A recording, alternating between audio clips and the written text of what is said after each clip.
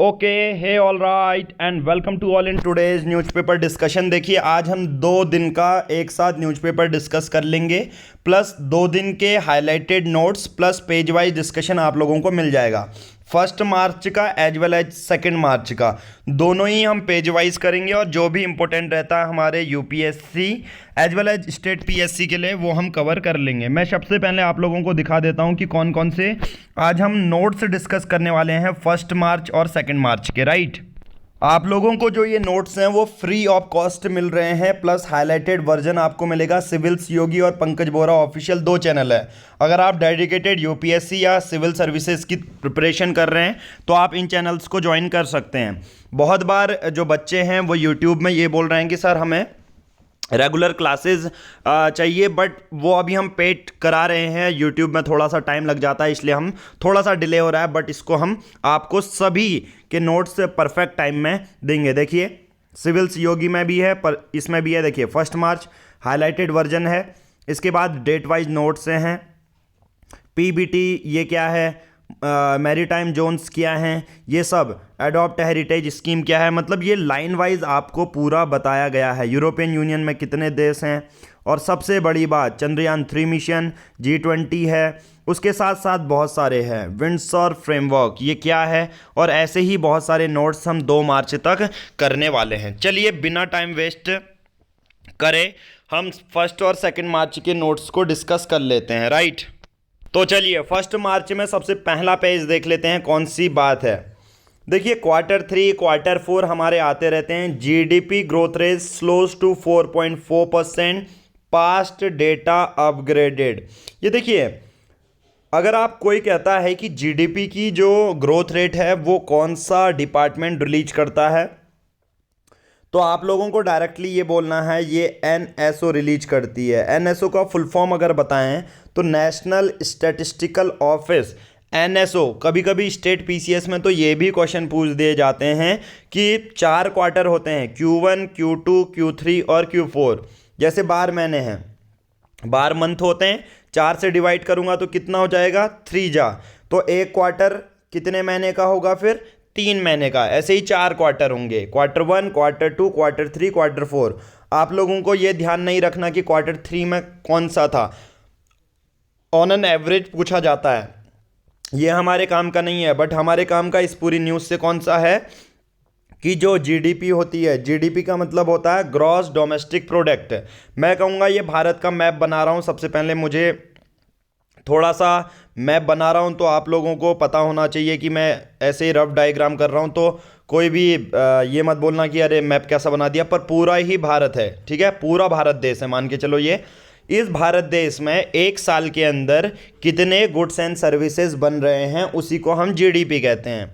और वही जीडीपी अभी थोड़ा सा बोल रहे हैं Q3 जो है उसमें कम हो रही है। और ये डेटा किसने बताया, एनएसओ ने, नेशनल स्टैटिस्टिकल ऑफिस। बस इससे ज़्यादा आपको ये पूरा डेटा याद नहीं करना, इसे क्वार्टरली डेटा कहते हैं। राइट, ठीक है। चलिए नेक्स्ट सबसे इंपॉर्टेंट, दिल्ली। दिल्ली में अभी सरकार है आम आदमी पार्टी की है। इसमें 2 नेता हैं, सत्येंद्र जैन और दूसरा मनीष सिसोदिया। दिल्ली की जो एक्साइज पॉलिसी है उससे related central bureau of investigation CBI ने जांच की और दोनों ही लोगों को अरेस्ट किया, और बोला गया कि दिल्ली सरकार में एक्साइज पॉलिसी से रिलेटेड करप्शन बहुत ज़्यादा हो रहे हैं। तो इस पे क्या किया, दोनों ही जो नेता थे उन्होंने अपना रेजिग्नेशन दे दिया चीफ मिनिस्टर को। और साथ ही साथ में अगर आप लोगों को अब बताऊं कि 2 तो ये कैबिनेट के मंत्री हैं फिर दिल्ली के, तो अब दिल्ली में कितने कैबिनेट मंत्री हो सकते हैं, तो देखो दिल्ली में ज़्यादा से ज़्यादा मैक्सिमम 7 मिनिस्टर हो सकते हैं कैबिनेट के, जिसमें एक चीफ मिनिस्टर भी इंक्लूड होंगे, जिसे हम कहेंगे 6+1। 6 तो दूसरे नेता होंगे, एक चीफ मिनिस्टर होंगे। ऐसा कौन सा अनुच्छेद में लिखा है, ऐसा आर्टिकल 239A में लिखा है कॉन्स्टिट्यूशन के। राइट, और इसमें रेजिग्नेशन दे दिया है इन दोनों ने ही। ओके, ये हमारी न्यूज़ काम की नहीं है। कश्मीरी पंडित, ये थोड़ी सी अनफॉर्चुनेट न्यूज़ है। 2 मिलिटेंट्स थे जिसने एक कश्मीरी पंडित को मारा था, ठीक है। जो हमारी सिक्योरिटी फोर्सेस हैं देखिए, कश्मीरी पंडित से रिलेटेड अभी एक स्कीम भी लाई गई थी केंद्र सरकार के द्वारा।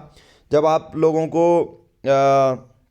जो कश्मीर फाइल्स करके एक मूवी आई थी, तो उसके चक्कर में इतना बड़ा हॉट डिबेट वो बन रहा था कि कश्मीरी पंडित जो दूसरे दूसरे जगहों में बसे हुए हैं, उनको कश्मीर आने के बारे में बताया गया था कि आपकी एजुकेशन, आपका रहना, ये सब हम करेंगे। बट फिर भी कश्मीरी पंडित के अगेंस्ट बहुत सारी एट्रोसिटीज़ अभी भी रेगुलर हो रही हैं। बट एक फॉर्चुनेट न्यूज़ ये भी है कि कश्मीरी पंडित को जिसने मारा था, उन मिलिटेंट्स को हमारे सिक्योरिटी फोर्सेस ने मार दिया है। इंडिया G20 G20 की प्रेसिडेंसी इस बार भारत लेने वाला है, और इस बार चाइना से वहाँ के फाइनेंस मिनिस्टर, अभी जो है मिनिस्ट्रियल लेवल पर डिबेट चलती है, फिर एक G20 की मीटिंग होगी, राइट। तो फर्स्ट हाई प्रोफाइल विजिट इस साल का होने वाला है। चाइना के वित्त मंत्री G20 में आने वाले हैं, और जब भी एक वित्त मंत्री आते हैं तो सोचो इकोनॉमिक रिलेटेड बहुत सारे हम डिस्कशन बायलैटरली भी उनसे कर सकते हैं। मैं आप लोगों को बताता हूँ G20 के बारे में कि G20 है क्या, राइट। देखिए, यहाँ भी पूरा G20 का बताया गया है। G20 2023 वसुदेव कुटुंबकम, मतलब पूरा अर्थ ही हमारी फैमिली है। एक अर्थ है, एक फैमिली है, एक फ्यूचर है, ठीक है। और 1 मार्च से 4 मार्च तक, यानी कि अभी जब मैं ये वीडियो रिकॉर्ड कर रहा हूँ 2 मार्च को, तब anti corruption working group meeting चल रही है।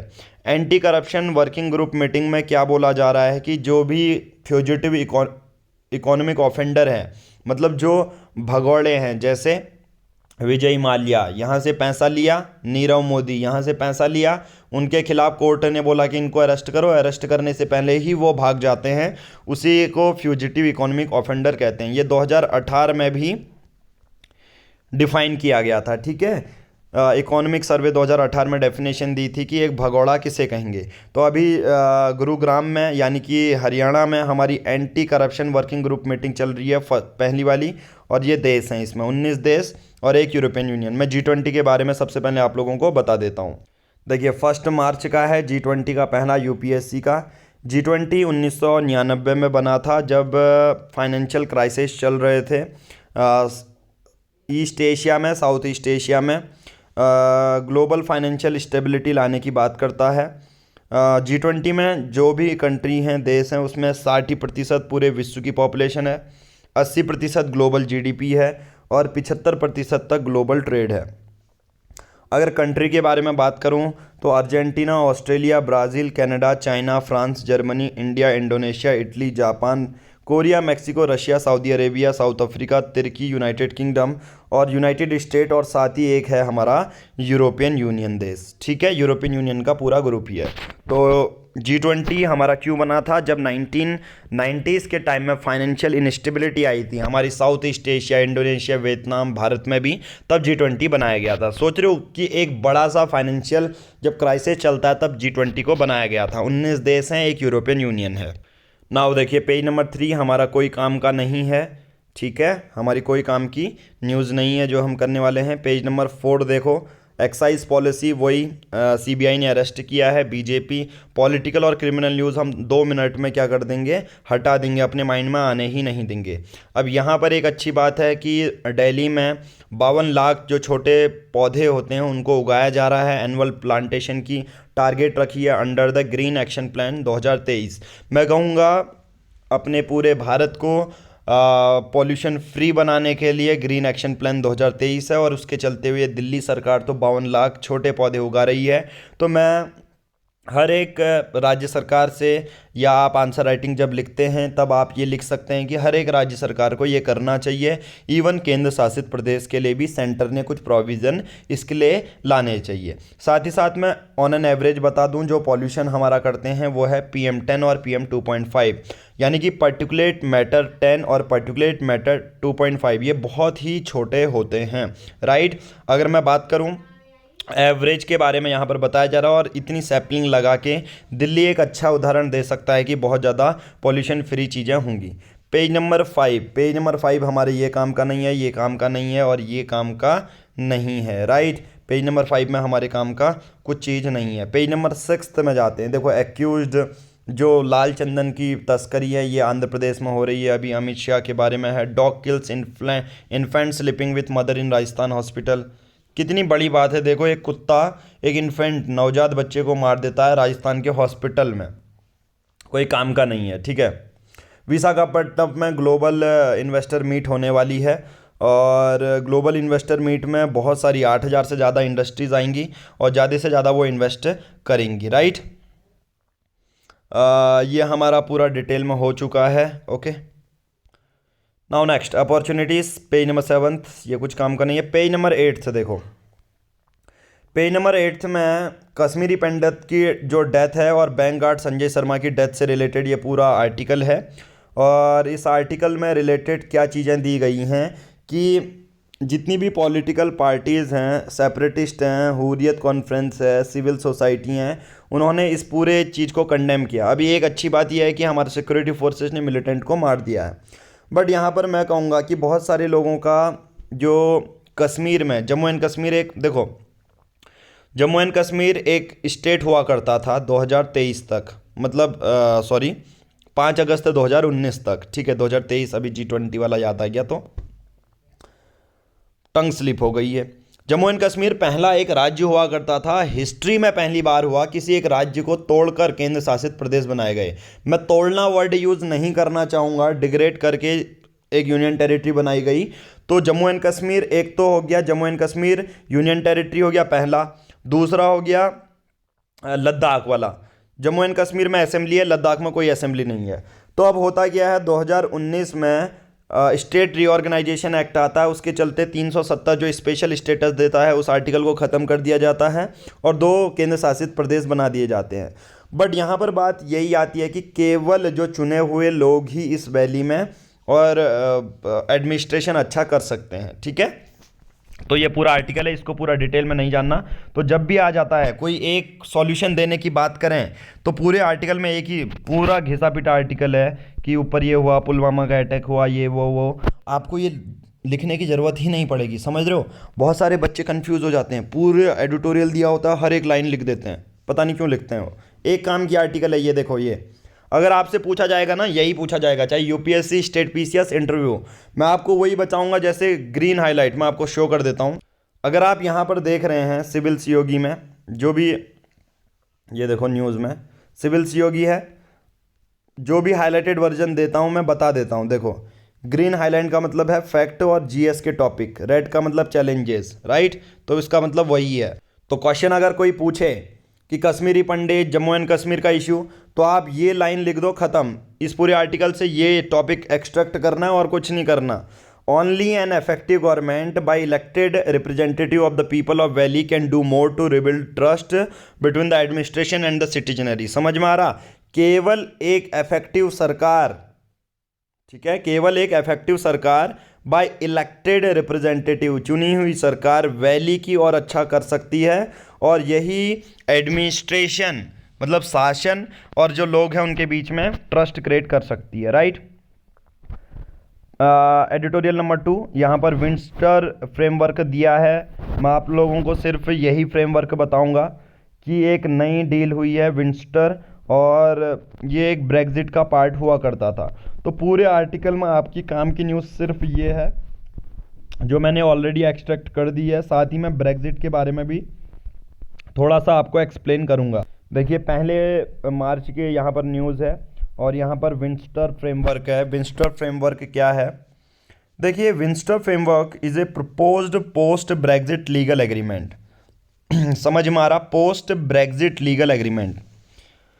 यूरोपियन यूनियन से देखो ब्रिटेन एग्जिट कर गया था। आप सब लोगों को ये बहुत ज़्यादा पुरानी न्यूज़ है। ब्रेग्जिट के बारे में ये हॉट टॉपिक रहा नहीं, बट फिर भी कभी कभी पूछा जा सकता है कि ब्रेग्जिट था क्या भाई साहब। तो ब्रेग्जिट था एक तरह से यूरोपियन यूनियन से ब्रिटेन अलग होना चाहता था, ठीक है, तो उसे ब्रेग्जिट बोला गया। तो पोस्ट ब्रेग्जिट डील जो थी वो है विंस्टर फ्रेमवर्क। ये एक लीगल एग्रीमेंट है किन के बीच में? यूरोपियन यूनियन और यूनाइटेड किंगडम के बीच में। तो पहला तो ये आप समझो कि यूनाइटेड किंगडम और यूरोपियन यूनियन के बीच में एक एग्रीमेंट है जिसे विंस्टर फ्रेमवर्क कहते हैं, जो 27 फरवरी 2023 को अनाउंस किया गया। It is designed to address the problem of movement of goods between European single market and United Kingdom in the current North Ireland Protocol। ये एक तरह से एक ऐसा एग्रीमेंट है, मतलब जो गुड्स जाता है ना, साधन दो लोगों के बीच में, उसका ही वो है, यूरोपियन यूनियन और यूनाइटेड किंगडम के बीच में। ठीक है, तो वही फ्रेमवर्क ये है, ज़्यादा इस पर डिटेल आपको जानने की ज़रूरत नहीं है। ओके, तो मैं कुछ यूरोपियन यूनियन के बारे में बताता हूँ। European union UPSC general studies paper 2 international institution में पूछा जाएगा। यूरोपियन यूनियन एक ऑर्गेनाइजेशन है जो 1993 में बनी थी, और मैं बात करूँगा यूरोपियन यूनियन की बहुत सारी ट्रीटी हैं, treaty of Amsterdam, treaty of Nice, Lisbon. European Union के ऑब्जेक्टिव यही हैं कि पॉलिटिकल कोऑपरेशन बढ़ाना है सभी देशों को, सभी के सिटीजन कॉमन राइट्स होने चाहिए।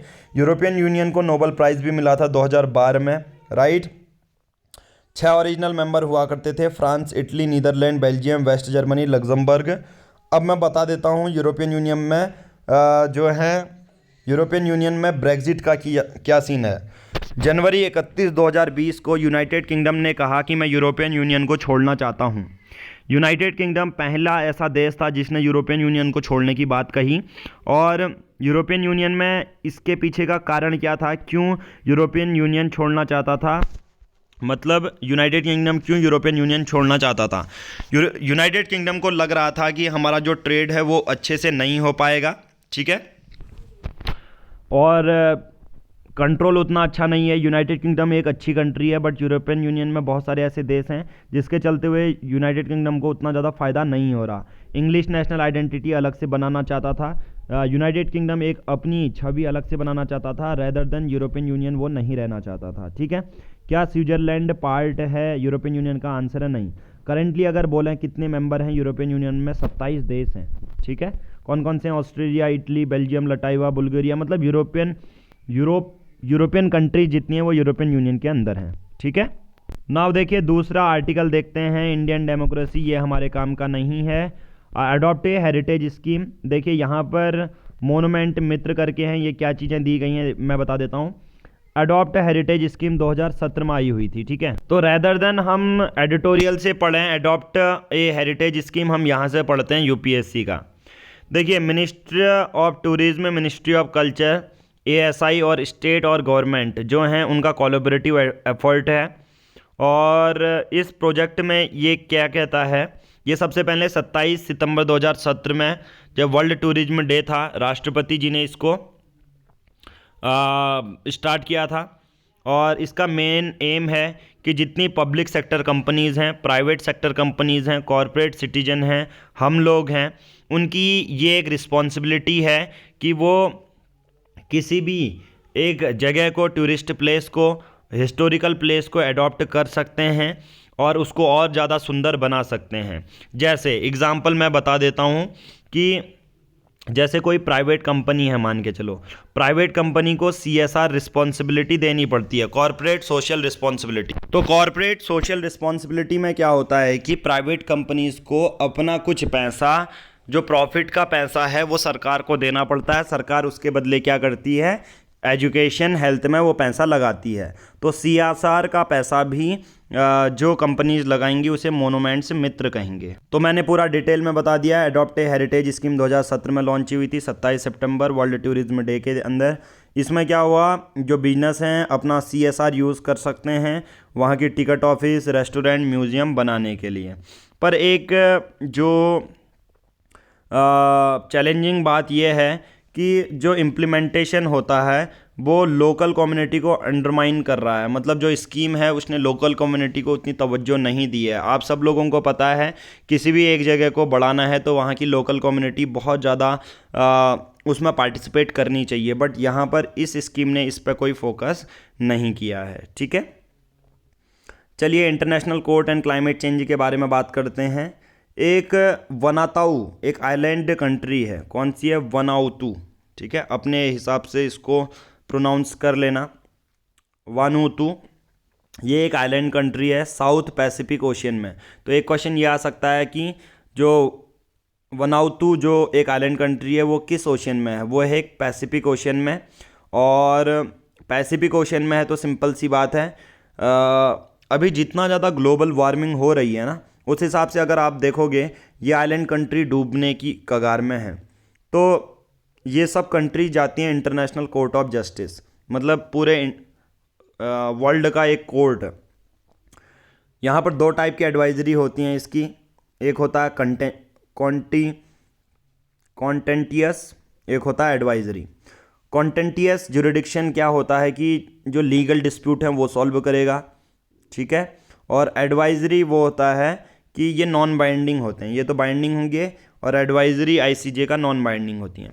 बट कहने का मतलब ये क्या है, कहने का मतलब यही है कि कॉन्फ्रेंस ऑफ पार्टीज़ 27 में इसमें ये बोला गया था कि बहुत सारी ऐसी पार्टीज़ हैं, जैसे कंट्रीज़ हैं, वो ग्रीन हाउस गैस एमिशन अपना कम ही नहीं कर रही हैं। इससे किसको लॉस है, जो आइलैंड कंट्रीज़ हैं सबसे पहले उसको। स्मॉल आइलैंड डेवलपिंग स्टेट जैसे Vanuatu are the most vulnerable to rising temperature and sea level. समझ में आ रहा? तो आर्टिकल की बात यही है कि जो स्मॉल आइलैंड कंट्रीज़ हैं वनाउतु, वो बहुत वल्नरेबल है। अभी टेम्परेचर जितना बढ़ेगा, सी लेवल जितना बढ़ेगा, वो और ज़्यादा कंसर्न वाली बात है। सबसे बात ये आइलैंड कंट्रीज़ आईसीजी से ये भी पूछ रही है कि ऐसे लोग, ऐसे कंट्री जो अपना ग्रीन हाउस गैस एमिशन कम नहीं कर रही है, उसके अगेंस्ट कोई लीगल आप फ्रेमवर्क शुरू कर रहे हैं या नहीं। साथ ही साथ जो international laws of the sea है, requested to determine specific obligation, वहाँ पर बताएगा वो कि लोगों को अपना पॉल्यूशन मरीन इन्वायरमेंट में कम करना है। साथ ही साथ G20 में भी इस मुद्दे पर बात की जाएगी, ठीक है। नेक्स्ट है India should stick to the middle path in new world disorder. आप सब लोगों को पता है कि इंडिया को फॉलो करना चाहिए multi engagement rather than multi alignment, ठीक है। आप इंगेज हो जाओ बट अलाइन किसके साथ मत हो जाना। जब सेकेंड वर्ल्ड वॉर होता है तो यूएस और सोवियत यूनियन के बीच में कोल्ड वॉर शुरू हो जाता है कि कौन आगे जाएगा। साइंस के फील्ड में कोई करता है, कोई न्यूक्लियर फील्ड में करता है, तो दोनों आगे। अब धीरे धीरे चाइना भी रैपिड मूवमेंट कर रही है। साथ ही साथ में इंडिया, रशिया और चाइना मल्टीपोलरिटी का युग शुरू हो जाता है धीरे धीरे। 1991 एलपीजी रिफॉर्म आ जाते हैं। अब धीरे धीरे क्या होता है, अभी जो प्रेजेंट सिनारियो है उसमें रशिया जो है एग्रेशन दिखा रहा है, किसमें, यूक्रेन में। यूक्रेन के हर चीज़ में उसने कब्जा कर लिया है। बट रशिया के अपोज में कौन कौन होगा, रशिया के अपोज में यूएस है, यूरोपियन यूनियन है। बट अब यही लोग तो इंडिया के भी एलाई है ना।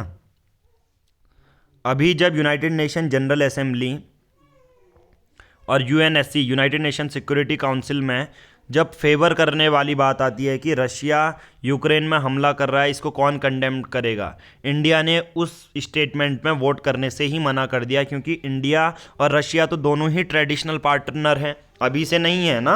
S-400 मिसाइल इंडिया रशिया से खरीद रहा है। इवन उन्होंने, रशिया ने तो ये भी कह दिया है कि हम डॉलर को उतना तवज्जो क्यों दें, हम तो आपके रुपीज़ में भी ट्रांजेक्शन कर लेंगे सर, राइट। रुपीज़ और रूबल में एग्रीमेंट होगा। साथ ही साथ इंडिया जो है S-400 के साथ साथ ऑयल भी ब्रेक कर रही है, ऑयल भी ले रही है, राइट। तो यहाँ पर ये बोला जा रहा है कि हमें अलाइन नहीं होना। साथ ही साथ यूएसए के साथ हमारी डिफेंस पार्टनरशिप है, रशिया के साथ हम डिफेंस पार्टनरशिप के साथ साथ हम तेल भी खरीदते हैं, तो दोनों ही हमारे देश हैं। रेदर हम मल्टी अलाइन हो जाएंगे, मल्टी इंगेजमेंट एक अच्छा जो है मौका। प्रेजेंट टेंस में वही बता रहा है, यूएस चाइना ग्रेट पावर जो है एशिया में कंटेस्ट कर रही हैं। और देखो रशिया और चाइना नज़दीक आएंगी, रशिया और चाइना नज़दीक आ जाएंगी। क्यों? क्योंकि यूएसए का राइवल कौन है, चाइना है। पर रशिया और चाइना नज़दीक आएंगी तो ये किसके लिए खतरा है, इंडिया के लिए। तो बहुत ज़्यादा थोड़ा सा लॉजिकल है, आप समझ रहे होंगे। और अगर आप फॉरेन पॉलिसी पढ़ रहे हैं तो वही बात आती है। बट मैं एट द एंड वही पॉइंट बताता हूँ जो समझने वाली है कि इंडिया को किस में फोकस करना चाहिए भाई साहब। इंडिया को फोकस करना चाहिए अपने को इकोनॉमिकली और मिलिट्री लेवल पर फोकस करना है, ठीक है। इकोनॉमिकली और मिलिट्री लेवल पर फोकस करना है, तभी हम आगे बढ़ पाएंगे, ठीक है। चलिए पेज नंबर 12 हमारे कोई काम का नहीं है। इंडिया और ऑस्ट्रेलिया अभी क्या कर रहे हैं, हमारी जो एजुकेशन अभी G20 में सबमिट भी होने वाली है।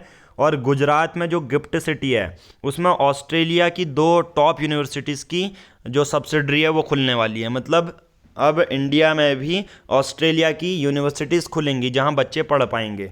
तो यहाँ पर एक अच्छी बात है इंडिया और ऑस्ट्रेलिया के बीच में। सोशल मीडिया प्लेटफॉर्म्स को अगर उसमें कुछ भी सही चीज़ें नहीं हैं, कंप्लेन करनी है अगर सोशल मीडिया प्लेटफॉर्म्स की, तो एक पोर्टल बना है जिसे GAC पोर्टल कहते हैं, ग्रीवेंस अपीलेट कमिटी पोर्टल। ठीक है, IT रूल्स के अंदर ये पोर्टल बनेगा। और अभी IT रूल्स के बारे में तो पता ही है। IT रूल्स ये कहता है कि सोशल मीडिया जो कंपनी है, फेसबुक वगैरह, इन सब को हमारे नागरिक हैं उनकी सिटीजन्स की राइट टू प्राइवेसी रखनी पड़ेगी। और इवन आर्टिकल 14, 19, 21 ये भी ब्रीच नहीं होने देना है, ऐसा फेसबुक से, इंस्टाग्राम से, व्हाट्सएप से, इनसे कहा है। आर्टिकल 14, 19 और 21, राइट। चलिए नेक्स्ट है। नाउ देखिए, नेक्स्ट न्यूज़ है proton beam therapy out of reach for many with cancer. देखिए, आपको सिर्फ यही करना है कि प्रोटॉन बीम थेरेपी किसके लिए यूज़ होती है। सबसे पहले तो आपको ये याद रखना है, तो प्रोटॉन बीम थेरेपी किसके लिए होती है? कैंसर के लिए होती है, राइट। बट सबसे ज़्यादा नेगेटिव चीज़ क्या है? बहुत ज़्यादा कॉस्टली है, और इसको माना जाता है कि जो रेडिएशन थेरेपी है उसका ऑल्टरनेटिव है। बट प्रोटॉन बीम थेरेपी सभी में नहीं है। एक अपोलो हॉस्पिटल है पूरे ही देश में, साउथ में और वेस्ट एशिया में, सोचो, जहाँ पर PBT है। तो ये एक अच्छी टेक्निक है, बट ये सबके रीच तक नहीं है, ये एक सबसे बड़ा इश्यू है। अगर नेगेटिव बारे में बात करूं तो 24,000 लोग हर साल मरते हैं ब्रेन ट्यूमर की वजह से। ठीक है, PBT के बारे में जान लेना। नेक्स्ट है वर्ल्ड लेवल के बारे में बात। China adopt plan to reform party and state institution. Pakistan court issue arrest warrant against Imran Khan. Imran Khan को क्यों अरेस्ट करना चाहती है पाकिस्तान की कोर्ट? क्योंकि यहाँ पर बात किया जाता है कि यहाँ पर एक केस चल रहा है उनके अगेंस्ट। तब core sector output rose to 10 month high in January. Core sector क्या है? देखो, कोर सेक्टर होते हैं आपके फर्टिलाइजर, राइट, सीमेंट है, राइट, तो ये सब कोर सेक्टर होते हैं। तो कोर सेक्टर के बारे में बता देता हूं, फिर उसके बाद स्पोर्ट्स सेक्शन है, और पहले 1 मार्च का हमारा एनालिसिस खत्म हो जाएगा। कोर सेक्टर के बारे में बता देता हूं। IIP index of industrial production, UPSC general studies paper 2 में, 3 में, इकोनॉमिक्स में। सबसे पहले डेफिनेशन जान लो। CSO कहता है कि एक कंपोजिट इंडिकेटर है जो मेजर करता है short term changes in the volume of production of A basket of industrial product. यानी कि क्या होगा कि IIP का मतलब क्या है कि एक साल के अंदर कितनी चीज़ें बन रही हैं। IIP एक ऐसा इंडेक्स है जो बताता है फिक्स्ड पीरियड ऑफ टाइम में कि इंडिया में कौन कौन सी चीज़ें बनी। ये कंपाइल करता है CSO, ministry of statics and programme implementation के अंदर। इसमें इसका बेस ईयर 2011-2012 है। लास्ट में सबसे 2017 में चेंज किया था। सिग्निफिकेंस के बारे में बात करूं तो जितना भी फिजिकल कार बनना, कोई भी फिजिकल चीज़ें बन रही हैं, वो इन्हीं वजह से बनती हैं। किन वजह से? देखो, electricity, steel, refinery product, crude oil, coal, cement, natural gas और फर्टिलाइजर के वजह से। तो आई थिंक अब आपको ये पता चल गया होगा। 1 मार्च के अगर आपको पूरे नोट्स चाहिए तो पंकज बोरा ऑफिशियल टेलीग्राम चैनल में जा सकते हैं। बाकी NCERT नोट्स भी हम देते रहते हैं। आज के इस वीडियो में हम इतना ही करेंगे, मिलते हैं नेक्स्ट वीडियो में। नाउ देखिए, हम डिस्कस कर लेते हैं 2 मार्च का द हिंदू एनालिसिस। सबसे पहले पेज वाइज डिस्कशन करते हैं, सेम सीक्वेंस में करेंगे, तो इसमें ज़्यादा टाइम वेस्ट ना करते हुए सबसे पहली पेज में न्यूज़ देख लेते हैं, कौन कौन सी काम की हैं, कौन कौन सी नहीं है। सबसे पहले काम की न्यूज़ है। देखिए, भारत इस बार G20 समिट की अध्यक्षता करने वाला है। G20 का मतलब क्या होता है? बहुत सिंपल है। 1999 में एक ग्रुप बनता है G20, क्योंकि 1990 में साउथ एशिया में इंडोनेशिया, वियतनाम, इंडिया, यहाँ इन सब जगह में फाइनेंशियल क्राइसिस आते हैं। फिर जो डेवलपिंग देश होते हैं, डेवलप्ड देश होते हैं, मिलके बोलते हैं कि एक ग्रुप बनाएंगे जिसे बोलेंगे G20, राइट। अब G20 की प्रेसिडेंटशिप में 19 तो देश हैं, प्लस एक यूरोपियन यूनियन भी है, ठीक है। तो ये G20 का समूह हो जाता है। 60% पूरे वर्ल्ड की पॉपुलेशन ये ग्रुप इंक्लूड करता है। इटली, अर्जेंटीना, इंडिया भी इंक्लूडेड, US, UK सब इसमें हैं, ठीक है। अब होता क्या है, इस बार G20 में भारत ने ये कहा जो भी इकोनॉमिक ऑफेंडर है उनको तुम भारत भेजो। यानी कि कहने का मतलब जो भगौड़े हैं, विजय माल्या हो गया, नीरव मोदी हो गया, वो भारत के पैसे खाकर कहाँ चले गए? यूनाइटेड किंगडम चले गए। अब वो लोग ये चाहते हैं जो दूसरे देशों में चले गए हैं कि उनको, वो क्या करना चाहते हैं? दूसरे देशों में चले गए हैं, वो क्या करना चाहते हैं, भारत ने इस बार बोला है कि आप उन कैदियों को भारत भेजो। सबसे पहले मैं आप लोगों को बता देता हूँ इकोनॉमिक ऑफेंडर होता क्या है। Economic offender act 2018, economic offender act 2018 ये डेफिनेशन देता है, ये कहता है कि कोई भी ऐसा आदमी जो भारत में वित्त वाला फ्रॉड करके गया है, इकोनॉमिक फ्रॉड करके गया है, और यहाँ की किसी भी कोर्ट ने उसको अरेस्ट के सेंटेंस बताए हैं कि इसको जेल में डालो, बट वो बंदा फ्रॉड तो करके गया है, साथ ही साथ भारत से भी भाग गया है, उसी को कहते हैं इकोनॉमिक ऑफेंडर, राइट। मैं डायरेक्टली बता देता हूँ, इंग्लिश में जो मैंने बोला वही चीज़ इंग्लिश में यहाँ लिखा है। N individual against whom a warrant of arrest in relation to scheduled offence has been issued by any court in India, चाहे हाई कोर्ट हो, सुप्रीम कोर्ट हो या डिस्ट्रिक्ट कोर्ट हो, and has left the country to avoid criminal prosecution, और वो देश छोड़कर भाग गया हो। तो इस बार के G20 में फ्यूजिटिव इकोनॉमिक ऑफेंडर लाने की बात की गई है। साथ ही साथ पहली anti corruption working group Gurgaon, जिसे गुरुग्राम अब बोला जाता है, हरियाणा में की गई, जहां अलग अलग देश के बड़े बड़े नेता आए। इस बार चाइना के फाइनेंस मिनिस्टर भी यहां आए हुए हैं। तो समझ में आ गया। तो यहां से सिर्फ ये याद रखना, G20 1999 में बना था, 60% वर्ल्ड की पॉपुलेशन है, राइट। नेक्स्ट है FCRA। देखो, यूनियन होम मिनिस्ट्री ने सस्पेंड किया है अभी एक centre for policy research, Delhi based think tank, 180 दिन के लिए। FCRA होता क्या है? FCRA के लाइसेंस होम मिनिस्टर क्यों देते हैं, अमित शाह जी क्यों देते हैं? FCRA होता क्या है? बहुत सिंपल है। देखो, बहुत सारी NGO क्या करती हैं ना, भारत में तो सेटअप हो जाती हैं, बट उनका पैसा कहाँ से आता है? उनका पैसा आता है नेपाल से, अमेरिका से, पाकिस्तान से, अफ़गानिस्तान से, बर्मा से, बांग्लादेश से, ईरान से, इराक से, ठीक है। इन सब कंट्रीज से बहुत सारी जो NGO हम बनाते हैं उसका पैसा आता है। तो वो पैसा सही है या नहीं, इसके लिए हमें FCRA, अगर हमें किसी देश विदेशी देश से या किसी भी दूसरे देश से किसी NGO को भारत में रहते हुए पैसा मंगाना है, तो FCRA में उसको रजिस्टर करवाना पड़ेगा, इसलिए बहुत ज़्यादा इंपॉर्टेंट है। अब आप कहोगे यार इतना ज़्यादा इंपॉर्टेंट क्या, अमेरिका से पैसा आ रहा है तो NGO को आने दो ना, बट वो NGO वाला पैसा पाकिस्तान वाला भी तो डिलीवर कर सकता है उस NGO को। तो होम मिनिस्टर के इसलिए लाइसेंस ज़रूरी है। तभी इस बार, इससे पहले बहुत सारे NGO को बंद कर दिया था, होम मिनिस्टर ने उसका FCRA लाइसेंस कैंसिल कर दिया था। क्यों?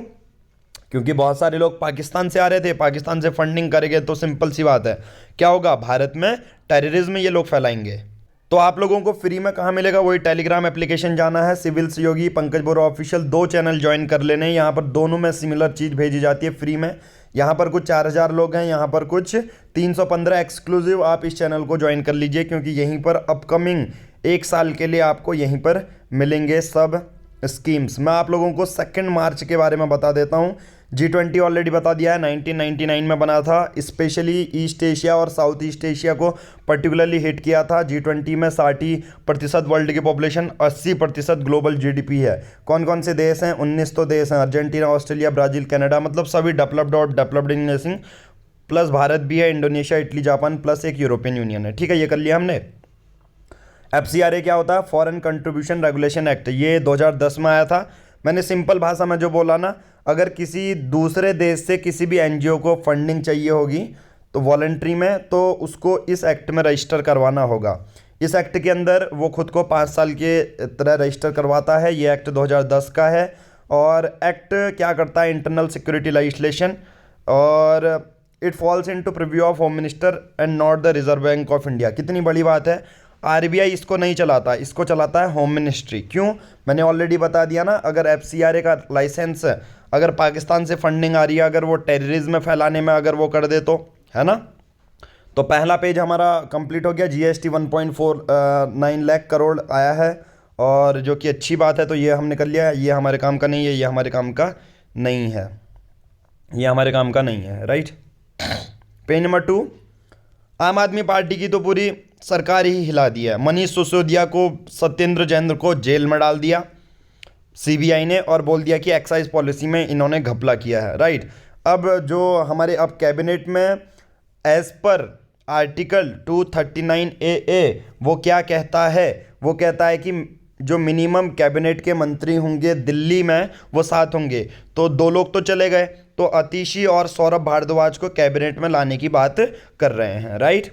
चलिए पेज नंबर 3 में इलीगल अपॉइंटमेंट हो रही है वक्फ बोर्ड में। यहाँ पर एक टर्म वक्फ बोर्ड था इसलिए मैं पढ़ा दे रहा हूँ आप लोगों को। वक्फ कुछ नहीं होता, बहुत सिंपल होता है। जो इस्लामिक धर्म को मानते हैं, इस्लामिक धर्म को जो लोग मानते हैं तो वो लोग क्या करते हैं, कभी कभी दान देते हैं। क्या दान देते हैं? ज़मीन हो गया, पैसे हो गए। तो जो भी उन ज़मीन को, पैसे को मैनेज करती है उसी को कहते हैं वक्फ बोर्ड। तो समझ में आ गया। तो जो भी ऐसी प्रॉपर्टी, ऐसी ज़मीन जो भगवान के नाम पे चैरिटेबल पर्पज़ में दी जाती है उसे वक्फ बोर्ड कहते हैं। कैसे वक्फ क्रिएट होता है? देखिए वक्फ बहुत सिंपल है। जो लोग इस्लामिक धर्म के हैं, सिंपल भाषा में कहूँगा, जो लोग मुस्लिम हैं वो लोग दे सकते हैं। बट कोई नॉन मुस्लिम भी अगर वो क्या करता है, इस्लाम को प्रोफेस करने लग जाता है तो वो भी वक्फ दे सकता है। वक्फ के लिए सरकार ने एक एक्ट, कानून भी बनाया है जिसे वक्फ एक्ट 1995 कहते हैं। इसके तौर पर एक यहाँ पर क्या होता है, ट्रस्ट को जो है 1995 के बेसिस पे तो किया है, तो इसी के बेसिस पे बताया गया है कि कौन कौन लोग इसको मैनेज करेंगे। एक मुतावली होता है जो कि सुपरवाइजर की तरह काम करता है, वही वक्फ को मैनेज करता है, ठीक है। और वक्फ के पास कौन कौन से डिसीजन होते हैं कि ज़मीन किसी को देनी है नहीं देनी है, ये वक्फ के पास आता है, ठीक है। पावर एंड फंक्शन, द वक्फ power has power under the law to administrate the property and take measure for recovery of lost properties, right. अब देखिए पेज नंबर 3 में लैंड ओनर्स हमारे कुछ काम का नहीं है, एलपीपी ये भी कुछ काम का नहीं है, ये भी न्यूज़ काम की नहीं है, हमारी ये काम की नहीं है, ये काम की नहीं है, ये पूरा ही काम का नहीं है। पेज नंबर 5 में देखो कोई काम का नहीं है, पूरी पॉलिटिकल और क्रिमिनल न्यूज़ है जो बिल्कुल भी आपको नहीं पढ़नी है जब भी आप यूपीएससी या स्टेट पीसीएस की तैयारी करें। अब ये देखो गवर्नर और चीफ मिनिस्टर के बीच में तो क्या करने चलते हैं, चीज़ें होती रहती हैं। अब देखो ये पूरा आर्टिकल जो दिया गया है, हालांकि पॉलिटिकल चीज़ें हैं बट मैं कुछ कुछ पॉइंट आप लोगों को बता देता हूँ। देखो हमेशा गवर्नर और सीएम दोनों के लिए ही, जो दोनों की पावर्स हैं, कॉन्स्टिट्यूशन में मेंशन है कि हाँ सीएम क्या कर सकते हैं, गवर्नर क्या कर सकते हैं, राइट। तो आर्टिकल 167 कहता है चीफ मिनिस्टर्स ड्यूटी, मतलब आर्टिकल 167 अनुच्छेद 167 संविधान का चीफ मिनिस्टर की ड्यूटी तय करता है। ये क्या बोलता है? To furnish such information relating to administration of affair of state and proposal for legislation as the governor may call for, right. यहाँ पर चीफ मिनिस्टर की ये ड्यूटी होती है कि सीएम साहब गवर्नर को जो इन्फॉर्मेशन देनी होगी, प्रोवाइड करनी होगी, उसको प्रोवाइड करेंगे, राइट। ये चीज़ें बताई गई हैं आर्टिकल 167। बट वही पूरा आर्टिकल गवर्नर और सीएम से रिलेटेड है। ये कहाँ कहाँ होता है? वेस्ट बंगाल में। देखो ये गवर्नर और सीएम से रिलेटेड उन्हीं राज्यों में होगा जहाँ पर अपोजिशन की पार्टी उस राज्य में होगी। जैसे देखो सेंटर में कौन सी पार्टी है आप सब लोगों को पता है, बीजेपी, ठीक है। वेस्ट बंगाल में कौन सी पार्टी है? ममता बनर्जी की। तो यहाँ पर गवर्नर और जो सीएम है उनके बीच में लफड़ा होता है। सिमिलर चीज़ दिल्ली में भी होती है। देखो गवर्नर किस पे काम करता है? जो सेंटर अपॉइंट करेगा, राइट। सीएम तो वही होंगे, तो इस वजह से टसल चलता है दोनों के बीच में, राइट। नेक्स्ट आर्टिकल पूरा हीट वेव से रिलेटेड है। पूरे ही आर्टिकल में अगर आप देखोगे, आईएमडी ने इस वर्ष बोला है कि सबसे वार्मस्ट 1901 से अभी हुआ है नियरली 29.54 डिग्री सेल्सियस एवरेज आपको देखने को मिलेगा। बट पूरे ही आर्टिकल में अगर आप देखोगे तो छोटे छोटे फैक्ट दिए गए हैं कि हीट वेव क्या होता है। बट मैं क्या इस एडिटोरियल को नहीं कराऊंगा बट कैसे, देखो यूपीएससी मेंस क्वेश्चन फॉर, देखो 2 मार्च के लिए है। क्वेश्चन है हीट वेव क्या होता है, इंडिया में ये कैसे आती हैं और कितने लंबे समय तक रहती हैं। आप लोगों को ये क्वेश्चन 2 मार्च का अटेम्प्ट कर लेना है। मैं आप लोगों को इसको भेज दूंगा। हीट वेव क्या होता है? हीट वेव एक ऐसा पीरियड है जिसमें हाई टेम्परेचर होता है नॉर्मल से, और जनरली ये नॉर्थ वेस्ट और साउथ सेंट्रल पार्ट्स में देखने को मिलता है। हीट वेव्स मार्च और जून के महीने में आपको देखने को मिलेंगी। हीट वेव्स की क्राइटेरिया क्या है? देखो जब भी प्लेन्स वाली एरिया में कम से कम 40 डिग्री सेल्सियस तक तापमान हो जाता है तो उसे हीट वेव कहते हैं। वहीं दूसरी ओर जब भी किसी पहाड़ी क्षेत्र में 30 डिग्री सेल्सियस हो जाता है, उसे हीट वेव कहते हैं, राइट। हीट वेव का इम्पैक्ट क्या होता है? डिहाइड्रेशन, लोगों को पानी की कमी, हीट क्रैम्प्स आने लग जाते हैं, हीट एग्जॉशन हो जाता है, फटीगनेस होती है, वीकनेस होती है, डिजीनेस होती है, राइट। मैं साथ ही साथ बताऊंगा हीट वेव्स के बारे में। जो क्वेश्चन मैंने दिया है मैंने शेयर कर दिया है सिविल सीओगी में, आप लोग उसको कर सकते हैं अटेम्प्ट। अब देखिए अगला है पॉलिटिक्स वाला, हमारे काम का नहीं है। फिर phasing out the maths is not for a girl, अलग सी चीज़ें यहाँ पर दी गई हैं। यहाँ पर एक चीज़ बताया गया है कि देखो इंडिया में सबसे ज़्यादा चैलेंजिंग काम है wasting, overweight, children, anaemia, child marriage. ये प्रॉब्लम से अभी बहुत ज़्यादा जूझना है। साथ ही साथ मैं भारत के बारे में अगर बताऊं तो सस्टेनेबल डेवलपमेंट गोल जो हैं वो 2015 में अडॉप्ट किए गए थे, जिसका विज़न था कि सस्टेनेबल फ्यूचर इम्प्लीमेंट करना। एक्चुअल में हमारे 17 सस्टेनेबल डेवलपमेंट गोल्स होते हैं। कितने होते हैं? 17 official sustainable development goals.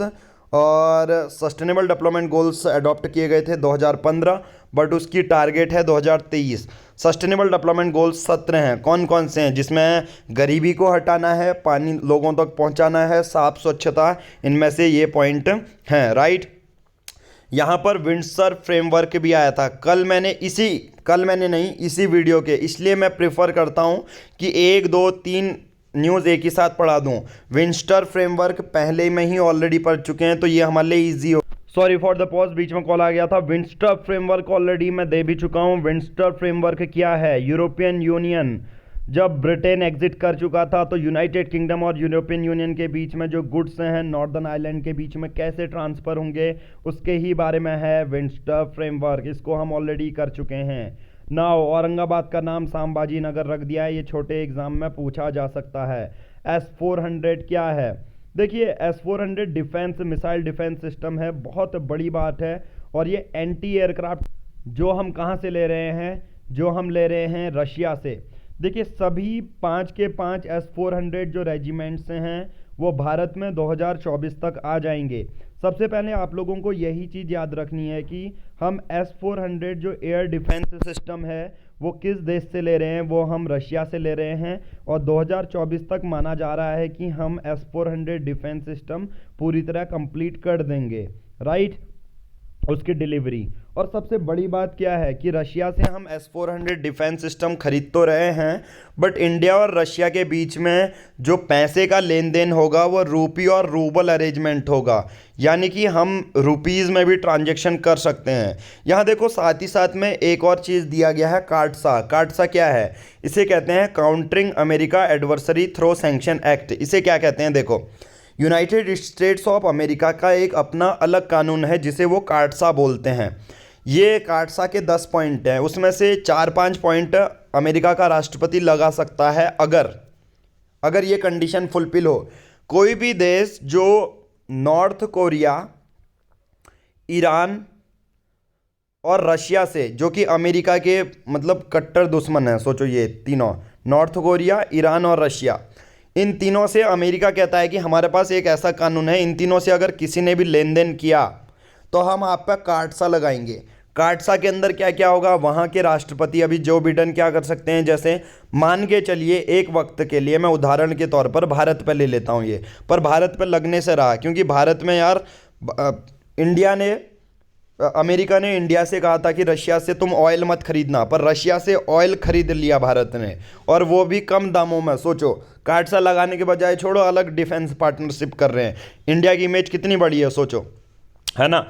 Iran से बोला जा रहा था कि आप इंडिया को मत दो, मतलब ईरान से मत लो इंडिया से, पर इंडिया ने फिर भी लिया। हालांकि एक वक्त के लिए उसमें ये हो रहा था कि समझ रहे थे, बट अब इंडिया ने ये सब फॉरेन पॉलिसी ही पूरी चेंज हो चुकी है। तो कार्डसा यही होता है, इतना ज़्यादा नहीं समझना। यूएसए का खुद का कानून है। और मैंने कहा उदाहरण अगर भारत में लग जाता है, लगा नहीं है, पहले बता दूं, ठीक है, पहले ही बता दूं, लगा नहीं है इंडिया में अगर लग जाता है तो जैसे 4-5 पॉइंट, इंडिया में कुछ इकोनॉमिक सैंक्शन लगा सकता है अमेरिका, पीएम मोदी को आने से रोक सकता है अमेरिका, बस ये कुछ छोटी छोटी चीज़ें होती हैं, ट्रेड वगैरह रोक सकता है। सुप्रीम कोर्ट ने एक बहुत बड़ी बात करी कि जो एंटी डिफेक्शन लॉ है अगर देखो बहुत सिंपल है, बहुत सिंपल है। देखो एंटी डिफेक्शन क्या होता है, 1985 के दौरान जब दल बदलू सरकार चल रही थी, दल बदलू सरकार मतलब मैं एक पर्सन हूं, मैं किसी पार्टी से जीता, दूसरी पार्टी में चले जा रहा हूँ, ठीक है, तीसरी पार्टी में चले जा रहा हूँ। मैं बीजेपी का हूँ, मैं इलेक्शन जीता, जीत के कांग्रेस में चले जा रहा हूँ। तो ये होता है पूरे काम दल बदलू के। दल बदलू में क्या होता है कि जो लोग कुछ प्रोविज़न बनाए गए हैं, अगर वैसा उन्होंने कर दिया तो उनको पार्टी से, या विधायक या सांसद हैं तो उनको हटा दिया जाएगा, वो फिर से विधायक नहीं बन पाएंगे अगर ऐसा हुआ तो। एंटी डिफेक्शन कुछ ऐसा ही है। होता क्या है, 10th शेड्यूल में एंटी डिफेक्शन डाला गया है कि जो जो उनके प्रोविज़न लिखे गए हैं, जो जो ऐसे लोग होंगे बीजेपी से उठे सपोज, उससे जीत भी गए, और जीतने के बाद कांग्रेस ने कहा हमारे में आ जाओ, हम तुमको मिनिस्टर बना देंगे, तो यही कंडीशन होती है कि आपको ऐसा नहीं करना। अगर आप ऐसा करते हैं तो आपको पद से हटा दिया जाएगा, राइट। तो अब होता क्या है, सुप्रीम कोर्ट ने बहुत अच्छी बात कही है। सपोज शिवसेना है, मान के चलो 40 एमएलए हैं, उसमें से 30 एमएलए अलग हो जाते हैं और जो मेन 10 हैं वो अलग हो जाते हैं, और 30 लोग अपनी मेजोरिटी बना देते हैं। तो सुप्रीम कोर्ट ने ये भी बोला है कि अगर ऐसा सेक्शन भी आता है, हालांकि बीच बीच में ये था कि 2/3 जो मेंबर होंगे अगर वो हट जाएंगे तो एंटी डिफेक्शन नहीं अप्लाई होगा, बट अभी सुप्रीम कोर्ट ने डायरेक्टली बोल दिया है कि अगर 40 विधायक हैं शिवसेना के, 30 लोग अलग हो जाते हैं, कहते हैं कि हम अपनी अलग पार्टी बनाएंगे, और जो 10 लोग हैं जिसमें सीएम भी इंक्लूड थे उसको वो छोड़ देते हैं और अपनी नहीं, तो ये बोलेंगे कि ये एंटी डिफेक्शन लॉ के अंदर आएगा, इन 30 लोगों को निष्कासित किया जा सकता है, राइट। चलिए, मैंने ऑलरेडी बताया था कल, ऑस्ट्रेलिया की 2 यूनिवर्सिटीज़ गुजरात की गिफ्ट सिटी में खुलने वाली हैं। एक है डिक्कन यूनिवर्सिटी, एक है यूनिवर्सिटी ऑफ वोलोंगोंग। और बहुत बड़ी बात है, हमारे को उच्च स्तर की एजुकेशन भी यहाँ से मिलना शुरू होगी। वर्ल्ड लेवल के बारे में बात करेंगे, lab accident pandemic FBI chief, यहाँ पर बोला जा रहा है कि earlier this week department of energy had made similar claims, however other American intelligence agency believe the virus emerge naturally, China calls it is a smear campaign. अभी भी कोविड-19 pandemic के पीछे पड़े हैं कि कहाँ कहाँ से ओरिजिन हुआ था। देखो हेड ऑन कॉलिजन हुआ आपका यहाँ पर ग्रीस में, जो कि एक अनफॉर्चुनेट न्यूज़ है, 36 लोग यहाँ पर मारे गए हैं। एक मैं आप लोगों को 14th पेज में बिजनेस की न्यूज़ बता देता हूँ। February PMI signals study expansion in the manufacturing. PMI बहुत बड़ी बात है। पीएमआई क्या होता है, देखो पीएमआई से होता क्या है, देखो अगर यहाँ पर कुछ डिटेल दी होगी, देखो इंडेक्स 55.3 है फरवरी में, और जनवरी में था 55.4। देखो 50 से ऊपर नीचे का खेल है ये पूरा। अब देखो पीएमआई होता क्या है, अच्छे शब्दों में बताता हूँ, फिर उसके बाद हम 2 मार्च का पूरा ख़त्म कर देंगे। पीएमआई यानी होता है purchasing manager index, GS paper 3 growth and development में ये पूछा जाएगा। पीएमआई एक इंडिकेटर है बिजनेस एक्टिविटीज़ का, जो बताता है मैन्युफैक्चरिंग और सर्विस सेक्टर में क्या क्या चेंजेस हुए हैं। मैं कहूँगा ये एक सर्वे बेस्ड मीज़र है, ये इसमें कोई मैथमेटिकल कैलकुलेशन नहीं होता। सिंपल भाषा में आप लोगों को समझाऊं तो कुछ 10 लोग क्या करेंगे, दुकानों में जा जाकर, कि कोई स्टील की दुकान में, कोई रबड़ की दुकान में, कोई मैन्युफैक्चरिंग की दुकान में जा जाकर पूछेगा खाली कि यार ये बताओ पिछले मंथ की सेल आपकी अच्छी थी या इस मंथ की सेल अच्छी थी। ये पूरा एक सर्वे बेस्ड मीज़र होता है। पीएमआई को 0 से लेके 100 तक कैलकुलेट किया जाता है। अगर 50 से कम है तो यानी कि उस दुकानदार की सेल कम हुई है, 50 से ज़्यादा है तो अच्छी हुई है, और 50 ही है तो कोई चेंज नहीं हुआ है, राइट। तो ये सर्वे बेस्ड मीजर है। आई थिंक अब आपको समझ में आ गया होगा। बट हालांकि इससे क्या होता है फ़ायदा, जो एनालिस्ट होते हैं, जो इन्वेस्टर होते हैं, वो जान पाते हैं कि हाँ अभी मार्केट में इन्वेस्ट करना सही है या नहीं है, राइट। तो अब देखो 3 मार्च का भी इसी के साथ इलेक्शन कमीशन ऑफ इंडिया, ज़्यादा न्यूज़ है नहीं। नाउ देखिए 3 मार्च का भी कर लेते हैं, और इस तरह से आज की डेट का आपके पूरे न्यूज़पेपर कंप्लीट हो जाएंगे विद इन 1 आवर, और पूरा आर्टिकल भी कंप्लीट हो जाएगा। देखो त्रिपुरा, नागालैंड, मेघालय में अभी इलेक्शन हुए तो उससे रिलेटेड है, और मैं कहूँगा एक अच्छी बात है कि वहाँ के वोटर्स बहुत ज़्यादा अवेयर हैं और बहुत हद तक ज़्यादा नंबर पे क्या करते हैं, वोटिंग परसेंटेज में पार्टिसिपेशन करते हैं। नाउ देखिए सुप्रीम कोर्ट एक कॉन्स्टिट्यूशनल बेंच आई सुप्रीम कोर्ट की। कॉन्स्टिट्यूशनल बेंच क्या होती है? मतलब जो संविधान से जो रिलेटेड प्रोविज़न होते हैं उससे रिलेटेड डिसीजन सुनाती है। कॉन्स्टिट्यूशनल बेंच में मिनिमम 5 जजेस होने ही चाहिए, राइट। अब इन बेंच ने एक फैसला सुनाया कि चीफ इलेक्शन कमिश्नर और जो इलेक्शन कमिश्नर होंगे उनको अपॉइंट कौन करेगा? राष्ट्रपति करेंगे। बट एडवाइस किसकी होगी? एडवाइस वाले मेंबर आप याद रखने हैं, prime minister, leader of opposition Lok Sabha में, leader of single largest party opposition में, और चीफ जस्टिस ऑफ इंडिया में, राइट। तो यहाँ पर इनको अपॉइंट करने के लिए इनकी एडवाइस चाहिए होगी। इसके पीछे का रीज़न क्यों है, क्यों अभी ये डिसीजन आना है? ये तो इलेक्शन कमिश्नर तो पहले से ही हैं, राइट, है ना। तो आप लोगों को ये बता देता हूँ कि जो शिवसेना को अलॉट किया गया, अभी जो एकनाथ शिंदे की सरकार थी उसको अलॉट किया गया बो एंड एरो वाला सिंबल, और शिवसेना का उनका नाम दे दिया गया। तो मैं कहूँगा एक इलेक्शन कमीशन और चीफ इलेक्शन कमिश्नर एक कॉन्स्टिट्यूशनल बॉडीज़ हैं और इन पर सरकार का कोई दबाव नहीं पड़ना चाहिए, इसलिए ये सब इस बेसिस पे इनको अपॉइंट किया जाता है, ठीक है। ये हमारे काम का नहीं है, हमारे काम का नहीं है, हमारे काम का नहीं है, हमारे काम का नहीं है। इलेक्शन कमीशन ऑफ इंडिया बता देता हूँ। देखो 3 मार्च का highlighted election commission of India GS paper 2 constitutional body में ये पूछा जाएगा। ये एक ऑटोनोमस बॉडी है और ये किस किस के चुनाव कराती है? Lok Sabha, Rajya Sabha, state legislative assembly, राष्ट्रपति, वाइस प्रेसिडेंट के चुनाव कराती है। बट यहाँ पर आर्टिकल 324 से 329 के बारे में बात की गई थी इनके इलेक्शन से, और 25 जनवरी 1950 को ये बना था। स्ट्रक्चर के बारे में बात करूँ तो जो ये स्ट्रक्चर बहुत इम्पोर्टेंट है। 1989 में जो 69 कॉन्स्टिट्यूशनल अमेंडमेंट एक्ट था उसके बेसिस पे जो वोटिंग एज थे 21 से 18 कर दी गई, जिससे एक चीफ इलेक्शन कमिश्नर तो होगा ही, चीफ इलेक्शन कमिश्नर तो होंगे ही, साथ में 2 इलेक्शन कमिश्नर भी होंगे, राइट। इनको कैसे हटा सकते हैं? वही जैसे एक हाई कोर्ट के जज और सुप्रीम कोर्ट के जज को हटाते हैं वैसे ही इसको हटाने की होता है, मतलब जल्दी नहीं हटेंगे, ठीक है। इलेक्शन कमीशन ऑफ इंडिया लोगों को सिंबल, पार्टी सिंबल, लोगों को रजिस्टर करना, ये सब काम करती है, राइट। मेजर चैलेंजेस कुछ हैं इलेक्शन कमीशन ऑफ इंडिया में कि अभी भी मनी और क्रिमिनल एलिमेंट्स हैं, कि मतलब यार बहुत सारे ऐसे नेता हैं जिन पर चार्जेस हैं, but election commission of India उनके लिए कुछ कर रही है, अभी तक तो कुछ नहीं किया है। नेक्स्ट देखो पेज नंबर 2 में सब पूरा बीजेपी एक्साइज केस वही वाला काम का, हमारे कुछ काम का नहीं है। पेज नंबर 3 वो पूरा एडवर्टाइजमेंट इसमें है। पेज नंबर 4 देखो कोई काम का नहीं है, बिहार बीजेपी ये वगैरह वगैरह इसमें ही है। पेज नंबर 5 देखो life term for main accused Hathras case हुआ था जो ये, ठीक है। पेज नंबर 6 देखो ये हमारे काम का नहीं है, हमारे कुछ काम का नहीं है। इस बार ग्लोबल इन्वेस्टर समिट हुई थी विशाखापट्टनम आंध्र प्रदेश में, तो वहाँ पर बिल गेट्स, मिलिंडा गेट्स आई थी, तो उनको ग्रीन एनर्जी के बारे में बताया जा रहा था, हमारे काम का नहीं है। शुगर बेल्ट कुछ काम का नहीं है। बिकमिंग अकबर कुछ काम का नहीं है। देखो एडिटोरियल पूरा BJP is prime to be back in power in 3 north state. देखो Nagaland, Tripura gave the BJP and its partner, वही है, जीत गई है बीजेपी। डोमेस्टिक, हाँ जीडीपी देखो, जीडीपी होती है क्या?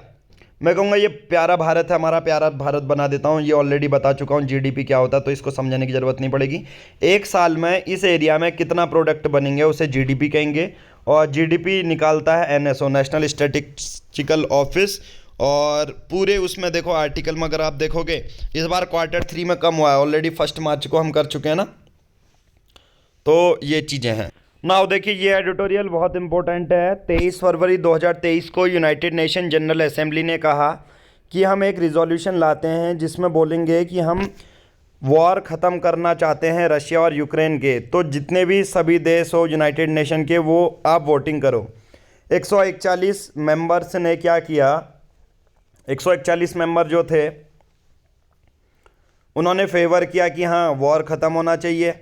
7 लोगों ने डायरेक्टली अपोज कर दिया कि वॉर ख़त्म नहीं होना चाहिए, जिसमें रशिया खुद होगा। 32 लोगों ने अब्सटेन कर दिया। सोचो उन 32 लोगों में भारत भी एक है, ठीक है, जिसने अब्सटेन कर दिया। तो सोचो भारत की फॉरेन पॉलिसी कितनी ज़्यादा यूनिक है। अगर यूक्रेन में वॉर चल रहा है तो भारत के लिए कोई इम्पैक्ट अभी कर नहीं रहा है, राइट। देखो करता तो है कि पैसा महंगा, ऑयल महंगा, राइट, यूक्रेन क्राइसिस जब शुरू हुआ था। पर इंडिया की पोजीशन बहुत ज़्यादा मैटर करती है। रशिया हमारा ट्रेडिशनल पार्टनर है, तो हम क्या रशिया के अगेंस्ट जा पाएंगे? आंसर है नहीं। हमें कोई भी ऐसा अगेंस्ट फेवर वाला काम नहीं करना जिसमें भी भारत का इंटरेस्ट छुपा हो। भारत को वो फॉरेन पॉलिसी अपनानी चाहिए। तो पूरे आर्टिकल में यही चीज़ें बताई गई है। न्यू दिल्ली क्या चाहता है वही है, जो मैं ऑलरेडी एक्सप्लेन कर चुका हूँ वही है ये, ठीक है। चलिए, बट साउथ एशिया यानी कि जिसमें भारत आता है, बांग्लादेश आता है, म्यांमार आता है, पाकिस्तान आता है। ईस्ट एशिया के बारे में भी बात कर लेता हूँ, जापान वगैरह ये सब आता है। जापान को छोड़ भी दे तो major India, Bangladesh, Myanmar, south east Asia अभी हम नहीं कह रहे हैं, ठीक है। हाल ही में पेंडेमिक आता है, इकोनॉमिक स्लम्स आए, एक्सट्रीम वेदर कंडीशन आई, तो साउथ एशिया की कंडीशन बुरी तरह ख़राब हो चुकी है साउथ एशिया में। बट एक चीज़ फ़ायदा है कि विद इन 18 से लेके 24 एज तक जो यंगेस्ट पॉपुलेशन है वो साउथ एशिया में है। 2030 तक लेबर फोर्स में एंटर करेंगे। बट साउथ एशिया में 1/3 जो बच्चे हैं स्टंटेड हैं, छोटे हैं, मतलब हाइट उनकी बढ़ नहीं रही है। साउथ एशिया के लोग 1% जीडीपी खर्च करते हैं स्वास्थ्य में, 2.5% एजुकेशन। वहीं ग्लोबली लेवल पर देखूं तो एवरेज बहुत ज़्यादा है, ठीक है। जो चैलेंजेस हैं, रेड से चैलेंजेस बताए गए हैं। उसके साथ साथ साउथ एशिया में स्कूल कुछ 225 दिन तक के लिए बंद हो गए थे। पुअरेस्ट लोगों को और ज़्यादा हिट किया। लो कॉस्ट एजुकेशन हमें ज़्यादा प्रोवाइड करनी चाहिए। तमिलनाडु में तो 6 मंथ का एक्स्ट्रा रेमेडियल क्लासेस चलाई गई थी। नेपाल की सरकार ने फ़ोन ट्यूटरिंग करी, जिससे बच्चों को और ज़्यादा पढ़ने का जो है जज्बा आया। तो ये चीज़ें करनी चाहिए, राइट। फिर है न्यूज़ हमारे काम का नहीं है। इंडिया और इटली डिफेंस कॉपरेशन साइन कर रहे हैं। इस बार चाइना के देखो फाइनेंस मिनिस्टर, पहली बार इतने बड़े डिप्लोमेट आए हैं हमारे भारत में। G20 समिट के साथ साथ हम इसमें करप्शन के, ट्रेड के चीज़ें डील करेंगे पूरी चाइना से। वर्ल्ड लेवल पे Blinken Lavrov makes contact on the sideline of G20 foreign minister meet. बहुत बड़ी बात है। G20 की अध्यक्षता इस बार भारत कर रहा है और गुरुग्राम में एंटी करप्शन ग्रुप मीटिंग भी हुई थी। नेक्स्ट है बिजनेस न्यूज़, आपकी काम की नहीं है। तो इस तरह से हमारे 1 मार्च, 2 मार्च और 3 मार्च तीनों के ही हिंदू एनालिसिस हो चुके हैं। आज की इस वीडियो में इतना ही। Thank you, have a nice day.